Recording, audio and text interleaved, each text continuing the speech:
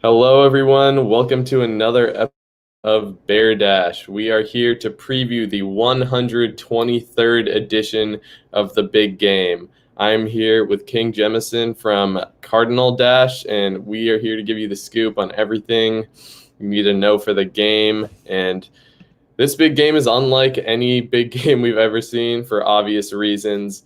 But I think to both of these teams, this is going to be one of the biggest, if not the biggest game of the season. Both teams come in 0-2, but for me at least, that doesn't change anything about the significance of the big game. But let's start with you. What is the significance this year in 2020 of the big game? Well, thanks so much for having me. I'm pumped to talk about this. And I would say that it only increases the significance of this big game because really nothing else matters to these two teams at this point in the season. I guess Cal may not be mathematically eliminated from Pac 12 North contention, but I think it's safe to say that how the Bears have looked, they're probably not going to win the division, not going to contend for a conference championship. Stanford certainly isn't. Both have dropped their first two games and not looked very good doing it. And I think that this is the one chance you have to save your season. I mean, none of that matters. None of what happens in any other game on the schedule really matters if you can hold on to the axe or take back the axe. And I think that these two teams are as close as a program as they've ever been, thanks to Stanford's decline and Cal's resurgence. And so this is really a battle for Bay Area supremacy for years to come, I think. I think that the winner of this big game is really setting up well to potentially dominate the rivalry for a while to come. Yeah, and I think you hit it on the head in terms of both of these teams being just about dead even. And right now, that's not a great thing because they're both dead even in how bad they are. But that's honestly the way you want to see a big game. I think coming into a big game with the teams being even in the Vegas books is just like that's exactly what you want out of a big game. And normally, there are things like bowl game implications. Last year, Cal clinched bowl eligibility with the win over Stanford. And assuming a team makes a bowl game, winning that's usually going to be a bigger deal than winning the big game. So I think this season, like you said, where neither team's really going to have a chance at a bowl game, if there even are bowl games, that only increases the magnitude of the big game this year. And I think regardless of the COVID circumstances, this is still such a historic matchup. I mean, this is the 123rd edition of the big game. Like, there's not many rivalries in any sport in the world that can say they've been going for that long. And there's a reason why it's called the big game. I mean, I think in the history of the game, the only time it hasn't been played was because of World War II. And when you're dating back that far, there's been wildfires, there's been all sorts of things. And to play through a global pandemic, I mean, it's still kind of a big deal. And it sucks that we can't see all the traditional buildup that there is in the week leading up to the big game. You know, at Berkeley, I don't know exactly what there is at Stanford, but you have the bonfire rally at the Greek Theater. You have the band performing around campus throughout the week. And people tailgating before the game. We're supposed to be playing each other on the football field right now for Ink Bowl, but that's not happening. You're lucky you guys won't take the L this year again. But there's normally so much tradition, and I know the players and coaches will tell you that the magnitude feels the same to them on the football side, but just it kind of sucks for the fans, honestly. It does, it really sucks to miss Ink Bowl because this was our year. I mean, last year Just we like thought every year.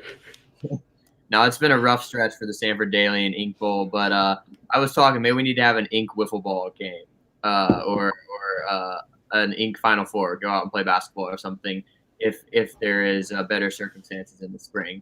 But yeah, Yeah. I mean, usually this would just be a bigger game in terms of the national picture as well in the Pac-12 picture.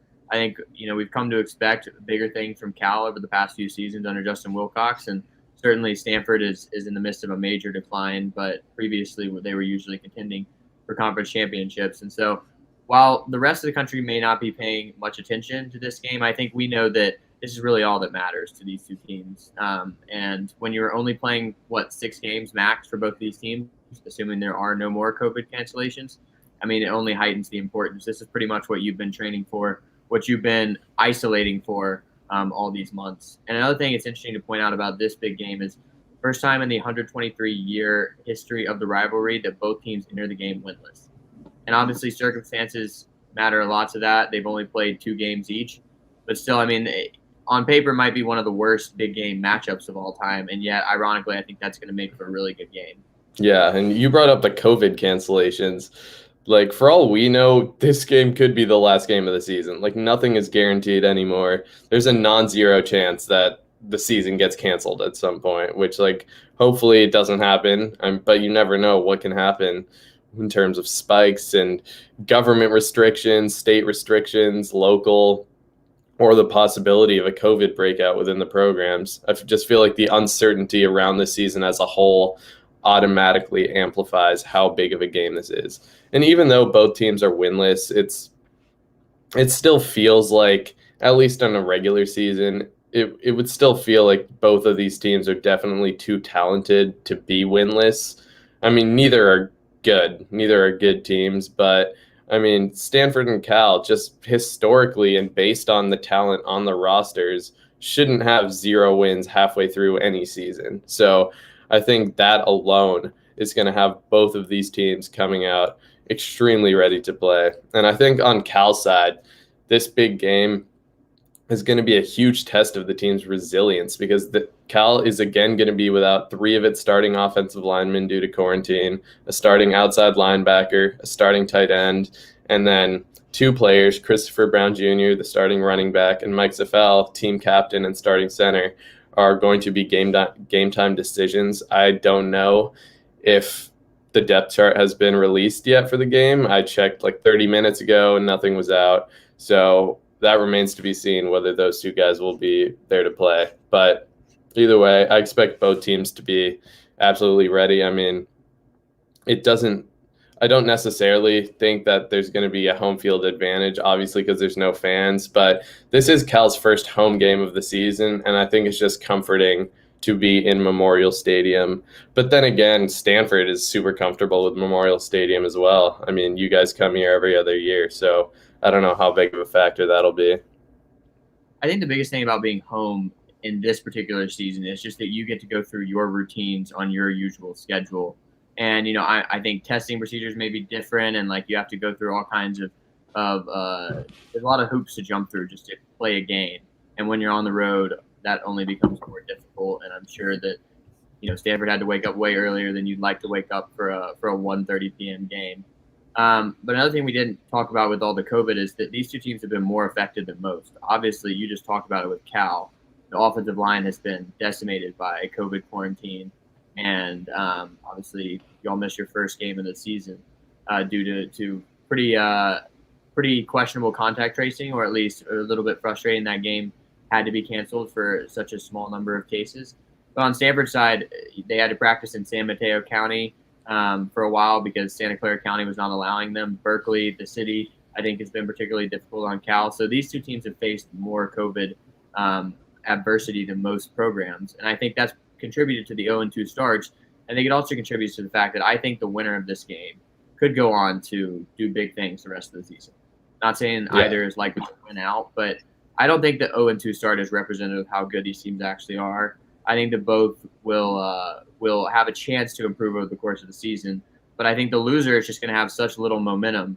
You worry that they might just mail it in, because after that, what is there to really play for? Yeah, I totally agree. And just shout out to some people in the chat. We got some Stanford and some Cal fans in there, so keep the questions coming if you guys have any. But if not, keep arguing and chatting away in the comments. We love to see that. But even with all the COVID talk, unless something drastic happens in the next couple hours, we are playing this game. So let's talk about it. Let's break it down. Starting off with, what are the most important matchups? Obviously, the quarterback battle is going to be huge, but we'll give you guys a wide range of things to look for. Yeah, I think the first matchup I'm looking for is the Cal offensive line versus the Stanford defensive line, because that is that something's got to give kind of matchup. Both sides have really struggled there. And you talked about it, Cal maybe more due to COVID issues than anything else. I mean, when you're missing 3 starting offensive linemen, Stanford knows from last season, that is a huge uphill battle to climb. But Cal's offensive line has allowed 7 sacks through 2 games, among the worst in the country. And Stanford's defensive line has just 1 sack through 2 games, which is tied for the worst in the country. And so, I mean, Cal hasn't been able to run the ball very well. Stanford hasn't been able to stop the run. And I think somewhere somebody's got to gain an advantage in that matchup. And if Cal is able to push around Stanford's front seven, the Bears are going to be able to move the ball. I mean, we've seen Stanford's secondary struggle as well. But if Stanford is able to win that battle up front and send Chase Garbers running for his life, as he has been these first few games, I think that's where you could see Stanford really kind of shut down the Bears over the course of the game. Yeah, I mean, do you think the one sack so far this season is a bit of a fluke? Like, do you feel like Stanford's pass rush is better than the statistics? Honestly, no. I thought that there were 0 sacks. I can't remember the one sack because it's been a lot of time for opposing quarterbacks. Stanford is a dream matchup, and particularly if you're a mobile quarterback. I don't know, defensive coordinator Lance Anderson, I say he has an allergy to mobile quarterbacks because he's never been able to figure out how to stop them. So Chase Garbers, I think he had like 75 yards rushing against Stanford in last year's big game. He could definitely repeat that or even top that this season because we have just not been able to get any pressure. Yeah, and the Bears' offense really is going to have to flow through this offensive line. I mean, they need to get the running game going, like you said, because that helps set up play action passes and gives Garbers maybe some single safety looks. And if you don't have a running game going, the passing game is not going to be there either. And something Bill Musgrave, Cal's new offensive coordinator, tries to emphasize is keeping that almost 50-50 balance between running and passing. And he will have to make adjustments. I mean, if the running game is just getting stuffed consistently, you want to see him pass a little more because that's something that really hurt Cal in the second half of last game was that they kept running the ball even though it wasn't working. But yeah, I mean, it's a weird situation with the offensive line because they actually played better last week than they did in the opener against UCLA. And in the opener, they had all 5 starters. But that can also be attributed to the fact that Cal's offensive line didn't get to practice against anyone because the entire defensive line was in quarantine. So I think they were just pretty rusty against UCLA. But it's going to be really interesting to see how those younger guys fare today because they held their own against Oregon State, but you never know if that was a fluke or what the case may be. But moving on, one matchup that I am super interested in is Simi Fehoko. Is that how you pronounce his name? Okay.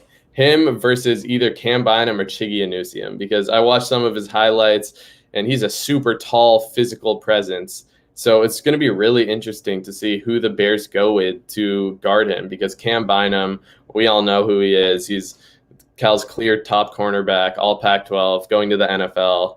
He's super sticky in man coverage, but he's not the most athletic or physical player. He's more built on technique. So Anusium, on the other hand, is Cal's big physical cornerback, and the coaches are super confident in him. It's only his first season starting, but he's shown some real glimpses of star potential. So I think he's the better matchup on paper, but I'm really interested to see who draws that assignment. Yeah, that's the other matchup I was going to look at. It's just generally Stanford's wide receivers versus Cal's secondary. And I think for both Bynum and Fehoko or whoever is assigned to cover Fehoko, this is a great opportunity to show off for NFL scouts because you're going to have NFL caliber players facing off against each other. But in general, Stanford's wide receiver core, Daniel and I have said all along, is probably the strength of the team because you got depth, you got talent there. It's not just Fehoko. You also have Michael Wilson and Connor Weddington and Osiris St. Brown. And those guys have performed well through 2 games, but maybe not as well as we would have expected. And meanwhile, Cal secondary, once again, very good. I think it's 7th in the country in passing yards allowed per game. And part of that is opponents. Neither UCLA or Oregon State wanted to throw the ball very much. But I think it's safe to say Justin Wilcox has earned the benefit of the doubt with his passing defenses. And so I think it'll be really critical to see who can gain the edge in that battle of strengths. We just talked about a battle of weaknesses, but the battle of strengths between Stanford's wide receivers and Cal secondary is going to go a long way to determining whether Stanford can move the ball because they are very reliant at this point on Davis Mills kind of going full air raid at times and just chucking it up to these guys. And if Cal's able to shut that down, I don't know how Stanford moves the ball. Yeah, but you are right that Cal's secondary passing defense statistics are a bit inflated, or I guess you would say deflated in that case, because you're right. The quarterbacks they've faced so far have not been the best. I mean, DTR had a really good game, but I think we can both agree that Davis Mills is probably the best passer that Cal has faced this season so far. So I'm really interested to see how that plays out. But let's talk about the quarterback battle, because Chase Garbers looked horrible, like atrocious in game one. Granted, there was only 2 days to game prep, and that's really hard on an offense, let alone an offense that's implementing a new system. And then come week two, Garbers looked pretty good against Oregon State. I mean, he looked great in the first half, kind of dwindled down in the second half. But to me, both of these quarterbacks are kind of similar players. Both would prefer to pass the ball, but they also have kind of like deceptive speed and good pocket awareness where they can pick up some extra yards, and the defense doesn't even really account for them because they're not that dual threat that you're going to take one of your 11 players and just match them up with Garbers or Mills to prevent him from leaving the pocket. But that's how they get those little extra chunk yards, and I think that could really make a difference this game. Yeah, I wouldn't have said that Mills had any dual threat ability until the last time out against Colorado, but in that game he was Stanford's leading rusher, simply because Colorado had nobody assigned to him. They had no respect for his running ability. Garbers, on the other hand, I think I see him almost as a dual threat guy. Every time I see him play, he's escaping the pocket. He may not be the quickest guy ever, but he's a physical runner and is comfortable in the open field. And that's really where I think he can separate himself from Davis Mills. I definitely believe in Davis Mills as the better passer than Chase Garbers. He hasn't always shown that, but just talent, the arm strength, the accuracy is there. But Garbers, the reason why he's such a good winner, just a guy that lifts his team, is because he's willing to make those plays on the ground. And against Stanford's front seven that has really struggled to contain opposing quarterbacks, I think that could go a long way towards Cal being able to move the ball down the field.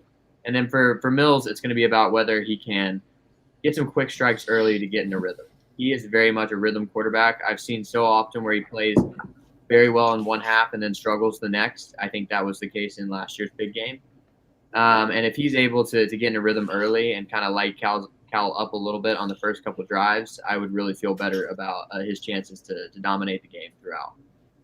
Yeah, and we saw Garbers win the big game with a rushing touchdown last season. Stanford, I believe, allowed 2 rushing touchdowns last week against Colorado, or 2 weeks ago, actually. And so it's going to be interesting to see how Stanford's front seven attempts to contain Garbers, and if they do have a game plan that's more oriented towards stopping his rushing ability, because that's something we definitely saw last week. It was a little bit due to the offensive line kind of breaking down and him having to, but Musgrave will draw up some designed runs for Garbers every so often, and that could be a major factor, just like it was last season. Yeah, and I don't think Cal's offensive line, even if Stanford's front seven is not very good, Cal's offensive line is not going to give Chase Garbers a ton of time. So he's going to have to throw on the run. He's going to have to get out of the pocket. And I think Musgraves would be smart to have some designed runs, because if you're struggling to run the ball with your running backs, why not turn to your athletic quarterback? And then Mills, he'll only run if he has to, but that could be something that Stanford can use to get out of trouble. Absolutely.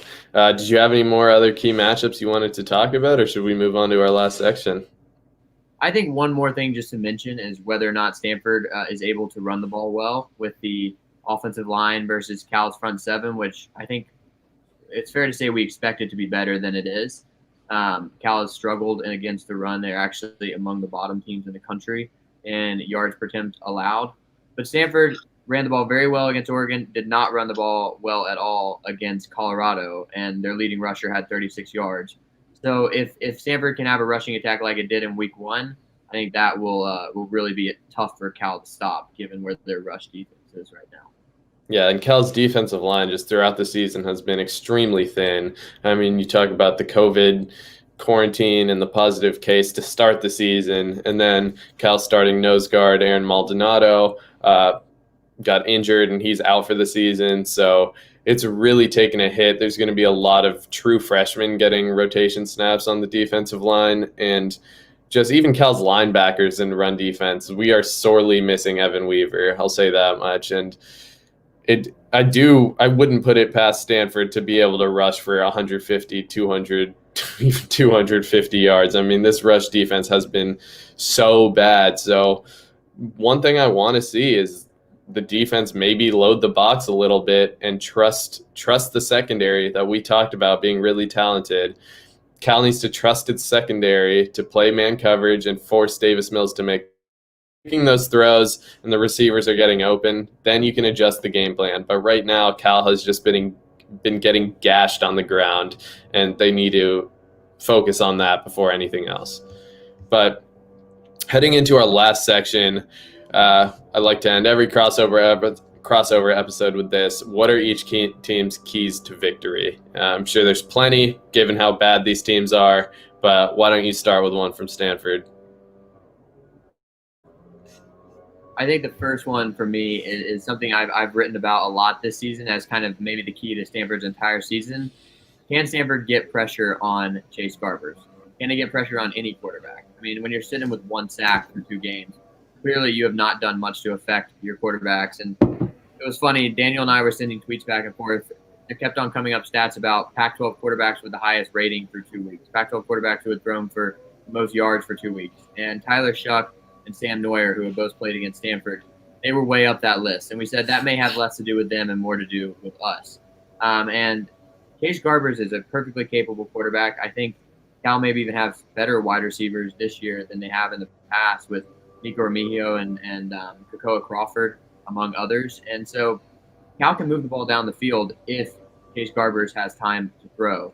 And certainly he'll hurt them on the ground as well. So Stanford's defensive line, we didn't expect to be a strength, but we expect it to be stronger than it is. And I think defensive end Thomas Booker, who's a junior captain and a really physically imposing player, I think he has to have a really big game in this one to shut down the Bears up front. Yeah, and it's going to be huge to see. I don't know if it's out yet, if someone wants to put it in the comments, if, like I said, captain and center Mike Safell comes back for this game or not. That's going to be a major factor.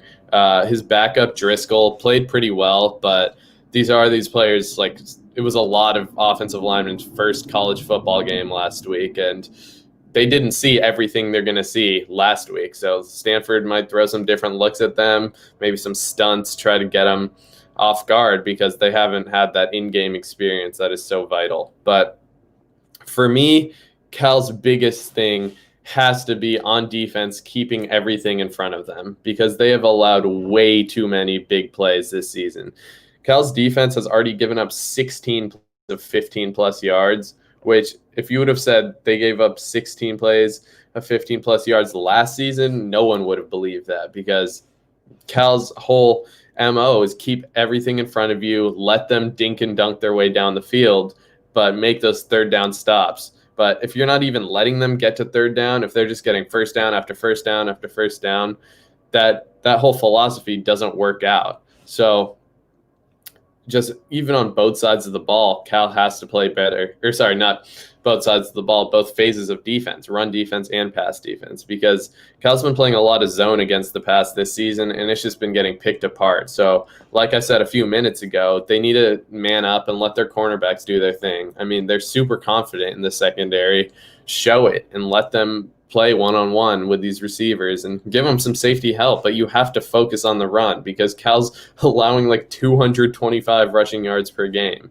And even if Stanford hasn't run the ball insanely well, or at least as well as they usually do, that doesn't matter when you're allowing that many rushing yards. Like even a subpar team is going to rush for a bunch of yards on you. So I think Cal just has to play a bit more conservatively than they might like, but they just need to limit those massive gains like Oregon State and UCLA were getting.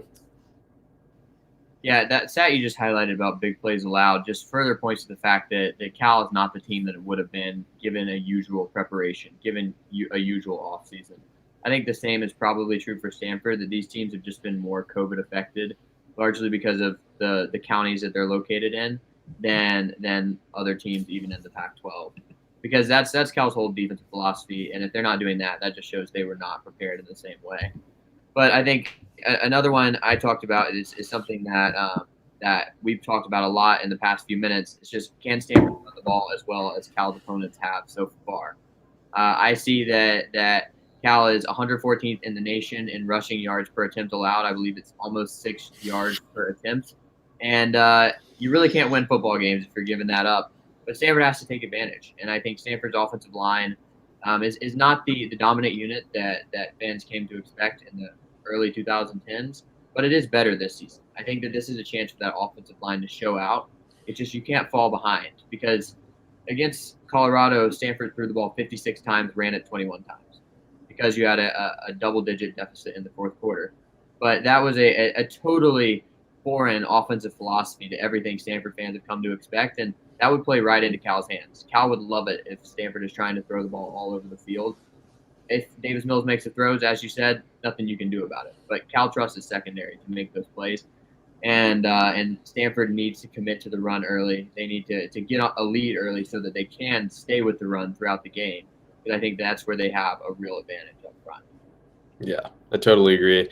And for me, my final one, it's kind of a key in any football game, but everything's a bigger deal in the big game. And for me, this one's winning the turnover battle because I honestly think whoever wins the turnover battle is going to win the game. Cal's done a good job with forcing 3 interceptions so far this season on defense, but Garbers has also thrown 3 himself. So they need to do what they did in last year's big game. I think Davis Mills threw a couple, especially the diving interception by Daniel Scott stands out. And while Jalen Hawkins' one-handed end zone interception was also pretty highlight worthy, but they need to make those types of plays today. I mean, we talked about how the defense has not played up to its standards, but if they can give the ball back to the offense with maybe some good field position, that's going to be a major factor in keeping the Axe in Berkeley.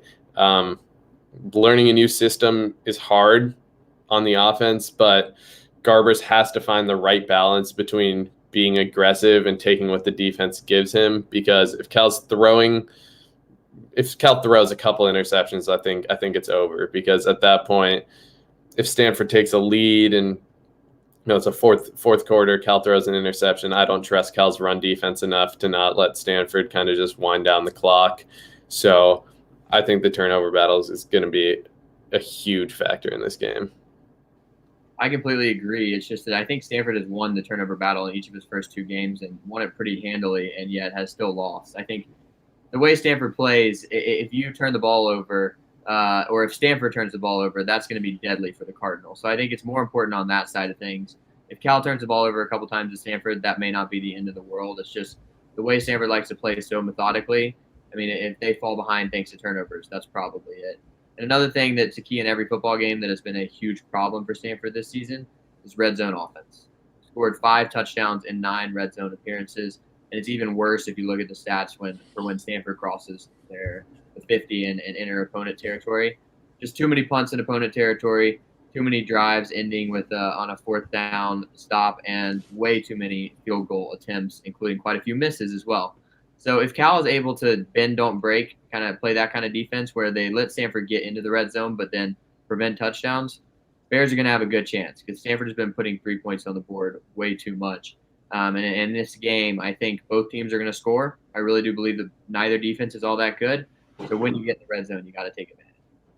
So you're predicting a high-scoring affair. I have my score prediction at Cal 26, Stanford 21. I think it'll be a close game. I can honestly see it going either way, but I think Cal did have higher preseason expectations than Stanford coming into the season, and I just think the team's just too talented to go 0-3, and I do think home field will be a factor. I just think the comfort level, and you're, like you said, not having to go through all these different city protocols, I think it's just the team will be coming in with a less frantic mindset. So that's my prediction. If you want to give yours really quick. Yeah, I got Stanford 33, Cal 28. And I would not have picked that before the season, but I just think Cal's been so COVID affected. They just don't look like the team they were supposed to be. And I think Stanford's unexpected week off last week, I think there's a reason they didn't want to schedule a game. They were ready to turn their attention to taking back the Axe. So I'm excited to watch it. I think it's going to be a really good game. Yeah. All right. So we're both predicting close games. That would be classic big game fashion. That's what we love to see. But that's all the time we have for today. Game starts at 1:30. Check us out on sportspac12.com to read our written content, or Dashboards TV on Twitter, Facebook, TikTok, and Instagram. Thank you, King, so much for joining me, and we'll see you guys on Bear Dash and Cardinal Dash next week.